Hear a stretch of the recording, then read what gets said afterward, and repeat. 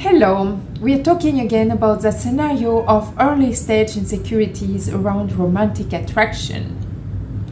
I want to take a different perspective here compared to the previous video, in which I talk about a specific example of that scenario, but here I'd like to help people who experience this and help them to better understand what may have happened and also see how they can best move on from this. I want to present you two models and three quick guidelines, and my intention is not to present you some absolute truth.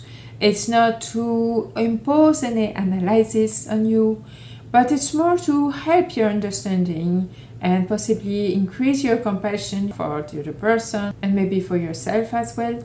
So just see what resonates with you. So you may wonder why I'm so interested in this. Actually, I feel close to this because at the beginning of my love life, I had experiences like this, and I still remember how deeply it affected me. It made me really more hesitant and cautious around men I actually liked and was attracted to. I had a phase after that of serial dating just to prove myself I could do it. And then I lost interest in dating for quite a few years after that. I've also seen several examples of people around me having that same scenario and feeling quite bad about it. Just to remind you, so what are the core elements of this scenario? You have two people who develop a great emotional and intellectual connection over time. They are really attracted to each other, but it stays really platonic. And at some point, they have an opportunity to have some physical closeness. They've been giving each other a lot of green signals for a while, but in the moment, something gets lost in translation and nothing happens, and then they never meet again. They may talk a bit, but they don't have a sincere conversation, and that's it. That's the end. Not only didn't they get to be in each other's arms, but more importantly, it ruined in an instant the emotional and intellectual intimacy they used to have. And that's a pity because you just don't have that with anyone, right? And that's a pity to ruin that just because something happened or didn't happen. I think there's always room, there's always a possibility, whatever the context and whatever how things evolved, there's always a possibility to have a heartfelt and platonic conversation. Heartfelt being the key word here. But that's just my opinion. Some people from there, they never want to hear from the other person again. I remember there's this guy I used to know, and for months he was telling me about that girl he clicked with. They had so much in common and so on. And he really seemed to want to get close to her. And one day they had a whole evening planned together, just the two of them. When I saw the guy afterwards, I asked how it went, and he said, yeah, it was going really well. We got almost very close, and then nothing happened. So I'm done. I happen to know the girl as well, and she was also quite confused about why nothing happened between them. And she tried to reconnect several times, and all he said is that, oh, I didn't take advantage of you, you have nothing to complain about. I said, it's kind of creepy, why would you say something like that?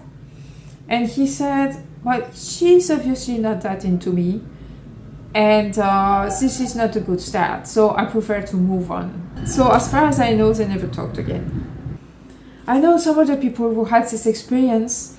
They'd like to reconnect, but they're a bit afraid. You never want to be the one who doesn't recognize that the moment has passed. The other person has moved on and wants to forget about you. That's the nightmare, right? What's also important to know from this scenario is that it can happen just as well for people who are open to a relationship than for people who know from the start life will take them in different directions. That's also a very sensitive topic, and the hard stop happens at a sensitive moment because for many people there is this kind of dichotomy, or when you have just a hookup or something potentially serious, and it's largely encouraged by all the dating advice out there. So at first to see there can be a lot in between when people already have a significant connection from before that. That's more about celebrating what already occurred than what may be coming up in the future. The problem with this perspective is that if you're not in a place in your life to start a relationship, it's automatically a hookup. And the hookup mindset is that you're not allowed to show or express any feelings. You're not allowed to be hurt by anything the other person says or does. You're not allowed to seek the other person's company openly because it needs to happen by accident. So even if you've been thinking about that person for months and hoping to be in their arms, then it needs to happen by accident. And if something gets lost in translation in the moment and it doesn't happen, you just need to move on and you can't express anything. And it can be really unhealthy. Assuming the other person follows this dichotomy is like you don't care about what they're actually experiencing. You're just generalizing, and it leads to empty statements such as, I don't want to give you false hopes, or like this guy I used to know many years ago, why to talk about it since I didn't take advantage of her? This is just jibber jabber in my view. And on top of that, this dichotomy prevents people to see what's possible to another connection besides physical intimacy, such as keeping a spaced out platonic relationship or simply having a big hug and shedding a little tear together because they know they're not going to meet again probably. And sure, that's a little sad, but at the same time, this is something they look back to with a warm feeling rather than grief and resentment, because this is the lack of acknowledgement that makes things much more dramatic than they need to be. That being said, it's certainly more dramatic for certain people than for others. So obviously, with this unresolved scenario, some people find it really painful and they stop dating altogether for years. For other people, it's quite minor and they move on quite quickly. So why is that?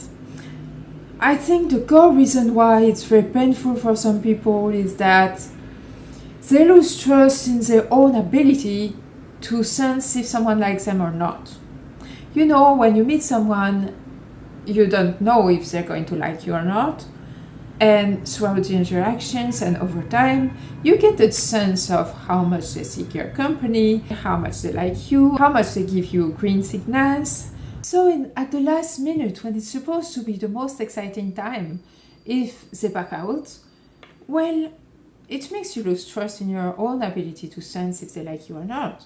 So you might think, wait a minute, if someday I meet someone I like as well and then I develop a great connection with them, maybe at the last minute they're also going to back out. So that's why it creates a lot of self-doubt. But in any case, whatever happened, if it happened to you, you still need to move on, right? So that's why I'm going to present you 2 models and 3 quick guidelines to best move on. So the first model is about relational patterns. My point is that this kind of scenario only happens for a combination of certain relational patterns. And the second model is the meaning-making machine. And that's a very powerful model that can serve far beyond that scenario and far beyond relationships. It explains how we automatically make meaning out of external events, especially how we make meanings out of uncertainty.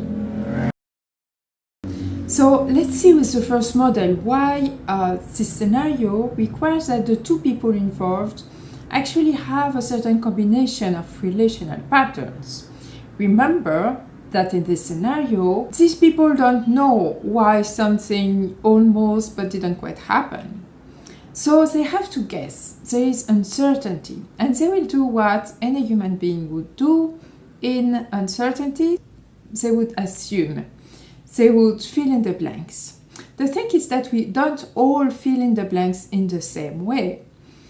Let me give you some examples. You probably know some people who get easily worried, and when they don't get a message back, they're easily going to, oh, this person is probably mad at me, maybe I did something wrong, maybe something bad happened. There are people like that. You may also know some people who are much more independent and who would never admit that what someone else did actually upset them. And there are also some people who are in the middle. And actually there's a theory to explain these relational patterns, and it's called attachment styles. This is a well-established theory. On screen are formal definitions, but I want to keep things simple and informal here. If you're not familiar with this, an attachment style is an emotional pattern that shapes the way we relate and interact with other people. And it's not only for committed relationship, it also plays out in any of our interactions, even undefined connections, such as those we've been talking about.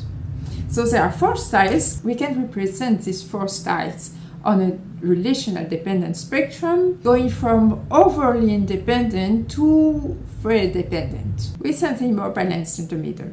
So from these 4 attachment styles I'm going to explain, we all have one that is predominant. So see if you recognize yourself in any of these. So let's start with the secure one. This is the most balanced. People with this attachment style, they're very comfortable being on their own.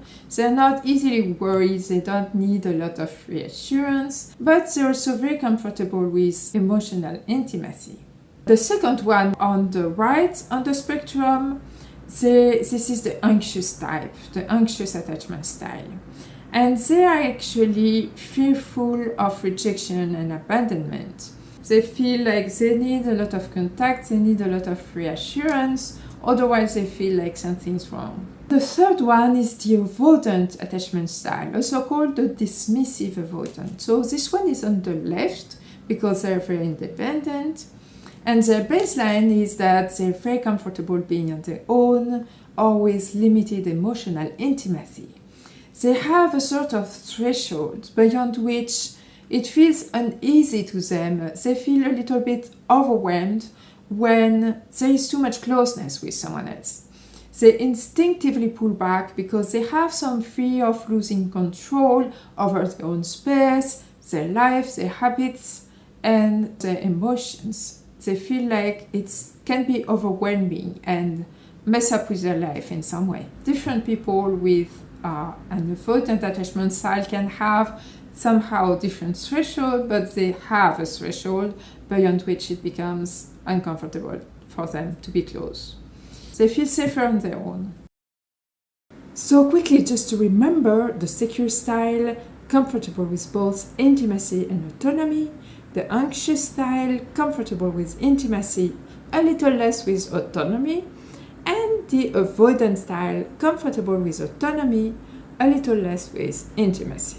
The fourth and last one is the anxious avoidant, and this is the one we're going to focus on. The anxious avoidant is a very tricky one because they have characteristics from both of the 2 last styles. They can be sometimes anxious, which means that they crave reassurance, they crave closeness, but other times, or when things get too close, they can also be avoidant. They're going to instinctively pull back when things get too close because, again, they're a little uneasy and overwhelmed, like the avoidant. So the scenario we've been talking about is more likely to happen between 2 anxious avoidants. That's the point. Because they're going to manage to get close until a certain threshold, but at some point, one is going to withdraw. Being in touch with an anxious avoidant is actually very confusing, even for another anxious avoidant. You may think they don't know what they want because there is some sort of push and pull.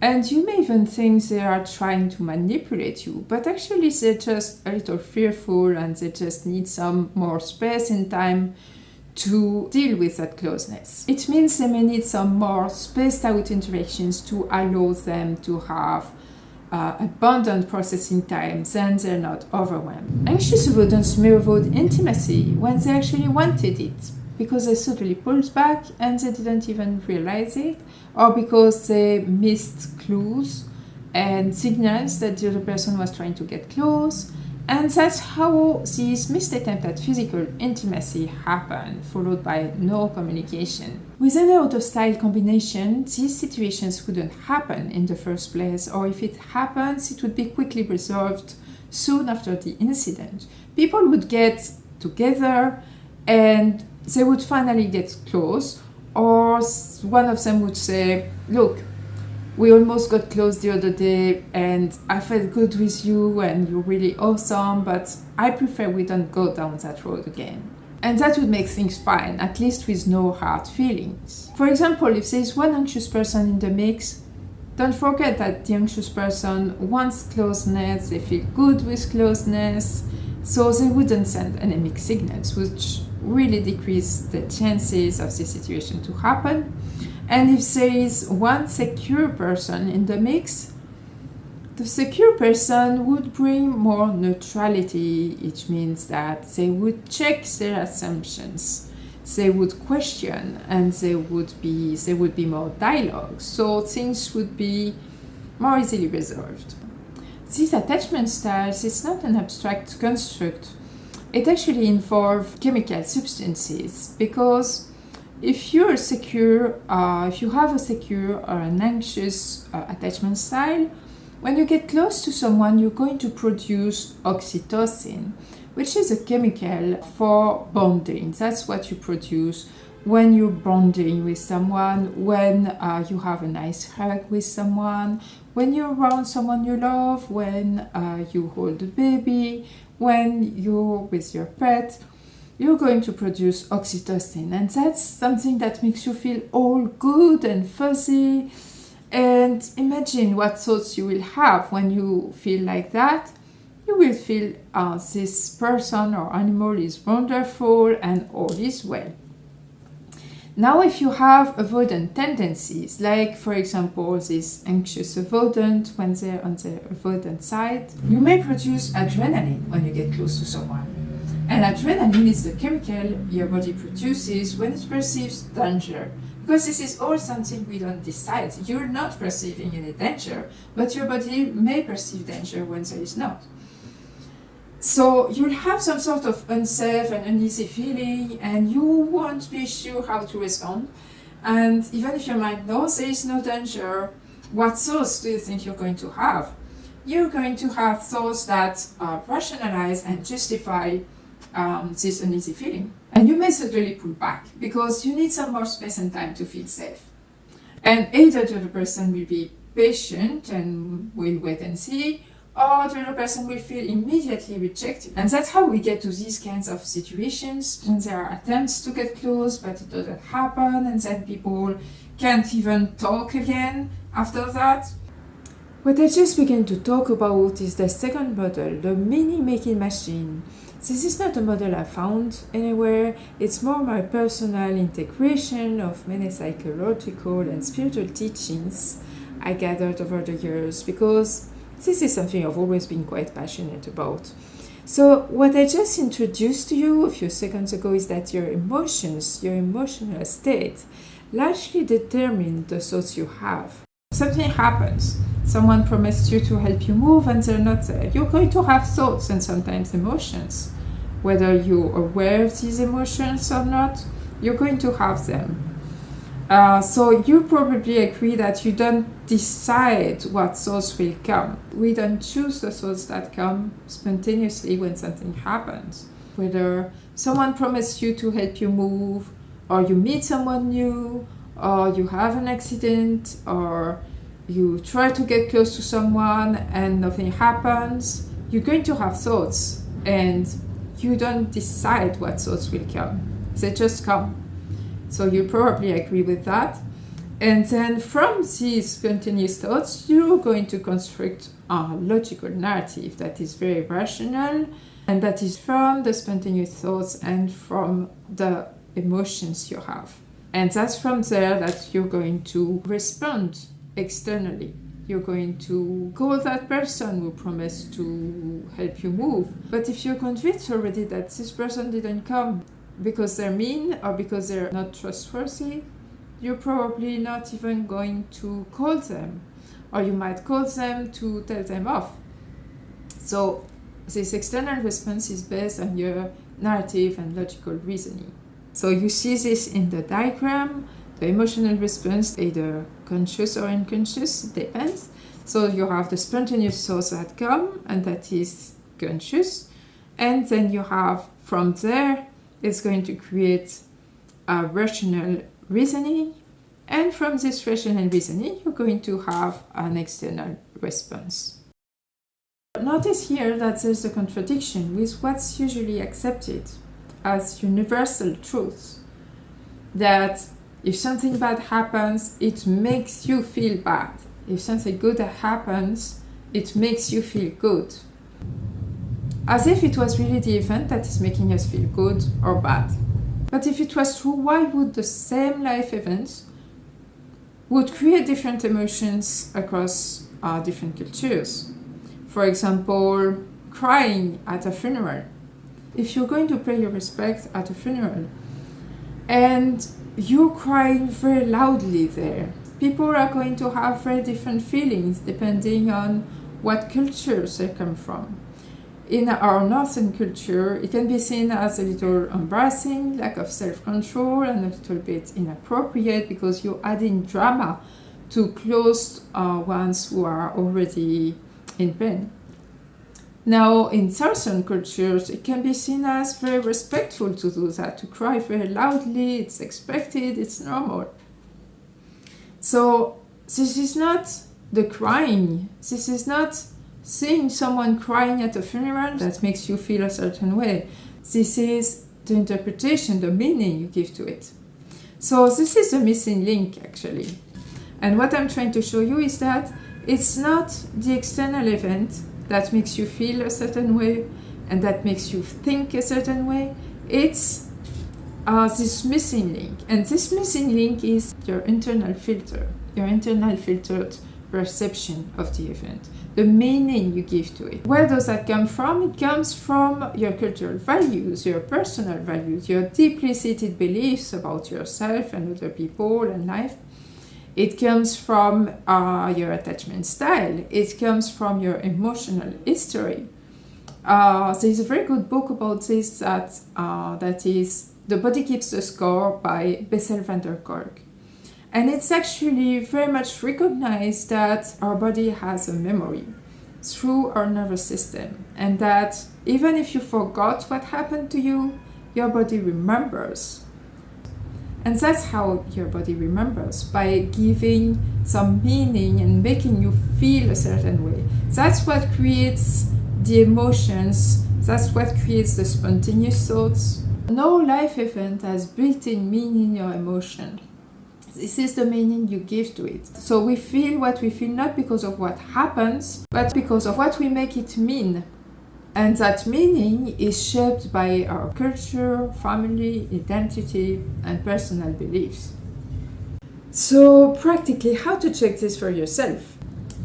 An easy way to check this is when something happens, you're not totally sure what happens, but you have some emotions about it. So you may feel angry, you may feel sad, you may feel anxious or whatever. You have some emotions about it. Someone is supposed to call you, someone is supposed to do something for you. Let's say you start to feel angry because they're not calling. Why do you feel angry? It's not because they didn't call, it's because of the meaning you give to the fact they didn't call. So if you think they didn't call because they don't care, or because you can't trust them, so that's why you're angry. But think for a second they had an accident and they're at the hospital. Suddenly you're not angry anymore and now you're very worried. And you still don't know if it's true, but it proves that just with your thoughts and your interpretation, you can make yourself feel differently. And by the way, coming back to our scenario, anxious types and avoidant types have a very different filter. When it comes to having a missed attempt at physical intimacy, for example, it's very bruising for both people, obviously, but anxious types are going to feel that their pain is entirely the responsibility of the other person, because their way to regulate is through other people. So they think This is the other person's job to make them feel better. So this is very possible that they're going to pursue the other person and act a little entitled because they really think it's the other person's fault and the other person's responsibility to fix this. Obviously, this is not true. Nobody is responsible for our emotional well-being, but they think that way. This is the anxious type. Now, the avoidant type, they're going to filter things differently. They're going to feel not that this is your behavior that makes them feel bad.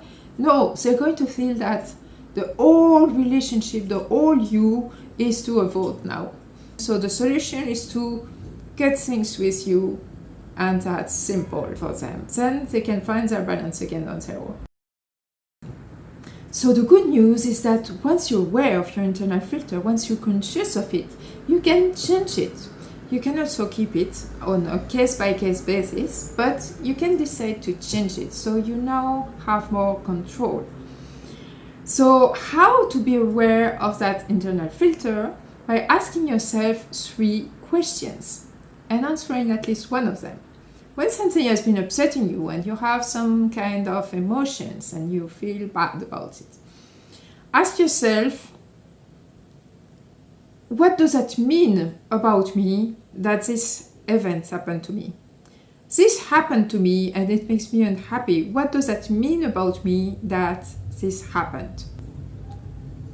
Maybe you think that this kind of things always happen to you, and be wary of always and never in the answers. For example, these kinds of things always happen to me, or I'm never good enough, or I'm always making the wrong choice, or something like that. Second question, what does that mean about other people that this happens to me? Does it mean they're not trustworthy? Does it mean they betrayed me? Does it mean you cannot trust anyone? What does it mean in general about other people? Because generalizations is where you'll find your deep-seated beliefs. Third question, what does that mean about life that this happens to me? Does it mean life is hard, life is terrible, life doesn't like me, or whatever? If you answer at least one of these questions, I guarantee that you will uncover one deep-seated belief that you have and that you may not know you have, and that is not good for you because it's a negative belief. And you can choose to change it. So it's very important to challenge your own negative beliefs, your own narratives, and it's why I think it's so detrimental to stay on miscommunication, like in the scenario we've talked about, because you might stay forever on the same potentially false narrative, and it may affect not only the image you have of the person, but also your self-image and your expectations towards people you meet next. So 3 guidelines I'd like you to remember about that scenario, about that experience. First, remember that you have every right to feel sad and disappointed, even if you never dated them. Secondly, remember the incredible feelings you had around this person, how good it felt around them. And it doesn't excuse if they behave in a bad way, but hopefully it will help you to have some compassion for them. Maybe they didn't behave in a bad way. If they behaved badly, that doesn't excuse it, but hopefully it will help you to have some more compassion. And actually you can close your eyes and just imagine you are them. You're not you anymore. You are them. You are in their shoes completely. And just imagine how it may have felt for them, the whole experience, and why they may have decided to behave the way they did. And try to understand, try to be really in their shoes. You can press pause and do that after the video is finished. You might get some new insights from there. Thirdly, move from a victimized point of view to an empowered point of view. And don't take the perceived rejection at face value. Thank you so much for watching. Leave a comment below and see you next time. Bye.